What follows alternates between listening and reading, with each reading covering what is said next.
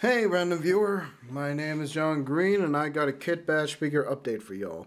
So, a gentleman named by Happy Buddy Person commented on my figure review of this guy. Link in the description at the end of the video if you want to check it out if you haven't. But he wanted to know my progress on the edits I made to the figure. So, first off, let's get this out of the way. The feet can actually pivot. Yeah, I'm a dumbass apparently.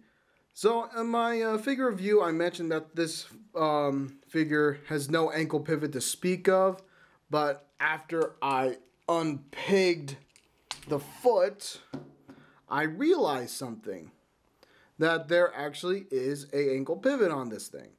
So what it basically is essentially a hinge peg joint.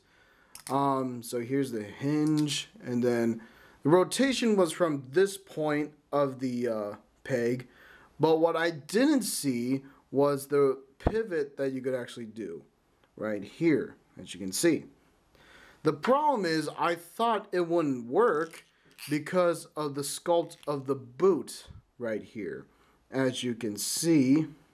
And even though it's soft, it does kind of look like it would hinder the ability for the foot to pivot. But that, surprisingly, is not the case. So I'm just going to reattach the foot. There we go. Now, what you want to do to get this guy to do a pivot, basically, is that you're going to raise his foot up as far as you can. So, you know, about like there. And then you're just going to turn the foot just a bit in either direction where you want the pivot.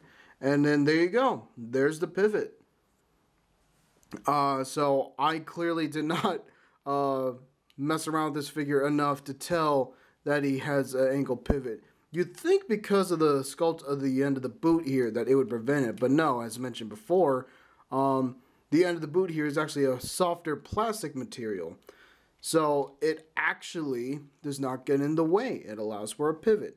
So I'm just going to move the camera back a bit so you can see it clearly. I'm going to get this guy into a dynamic pose. And there you go. Look at that. I'm going to move the camera down. That is awesome that he could pivot his foot. I'm going to move it down just a bit. That is an awesome pivot right here. I love that. I wish I found that earlier before I made that comment in my last video. Oh, he has no ankle pivot to speak of.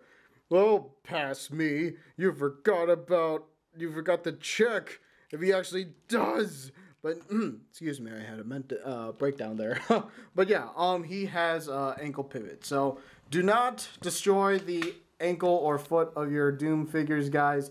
He does have ankle pivot. You just have to work it out first time through. Because the first time I had this guy, I tried doing the making it pivot, even with the rotation, but it didn't work. It didn't work for some reason. I guess it just took me removing the foot out from the peg the first round, and then putting it back in. That for some reason now he has ankle pivot. So it's definitely there. You just got to work on it. Now, as for the arms, I'm gonna adjust the camera now so we could all see the edits I made. There we go. So for the arms, as mentioned before previously in the video, yes, I'm gonna keep bringing that up.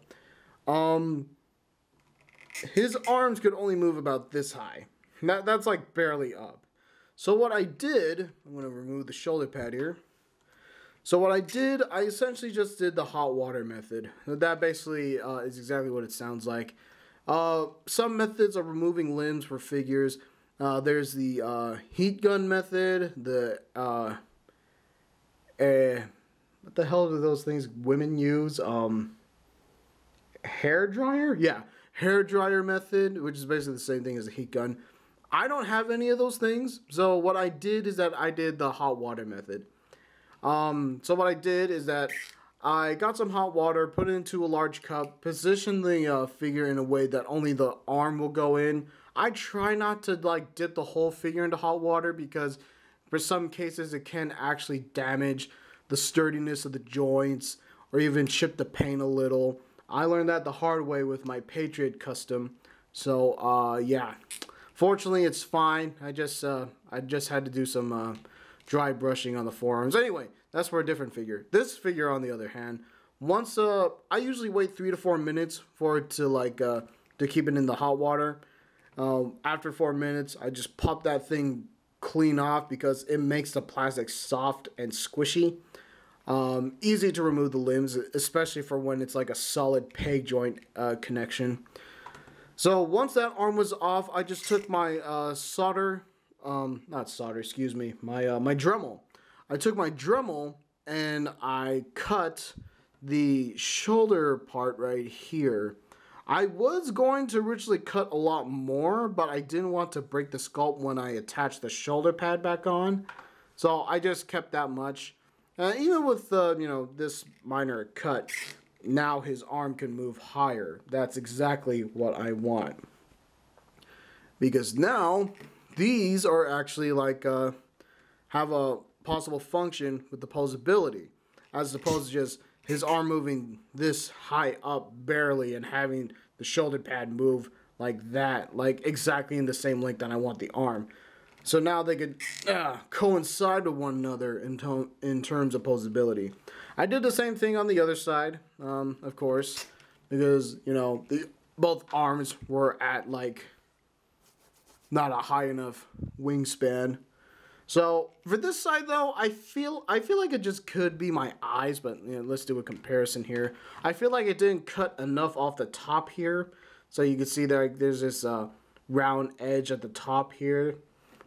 So what it looks like to me is that it's just my eyes. I mean, I'm looking through the camera right now. It's probably just my eyes.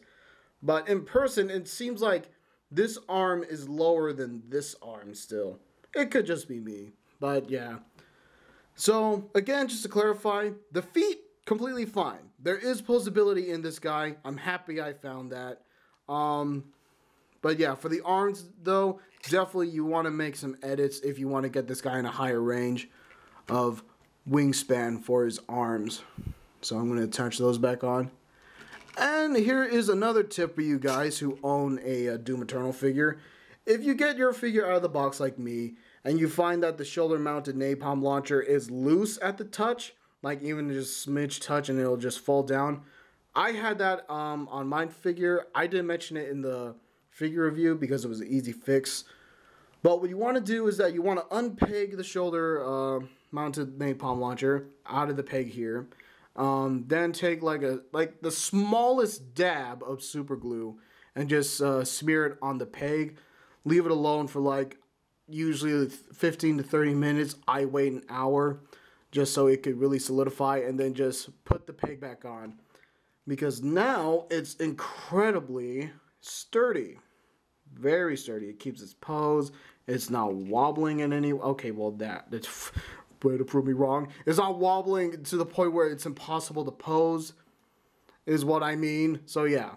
Completely fine. Very easy fix to do. So, yeah. Happy buddy person. I hope this video finds you well. And just to clarify again, do not do anything to the feet. There is ankle pivot. I can't stress that enough because, boy, did I feel like an idiot when I made that discovery. Anyway, so yeah, that is what I did for the Doom guy figure. If you want to see my my figure review on this guy, please go check that out if you haven't. If you want to check out anything else, my channel is open. I don't know what the fuck that means. Anyway, yeah. Also, if you want to see the other stuff I've been working on, please follow me on any of these social media links in the description below. I'm going to shut up now and go vape. Good day.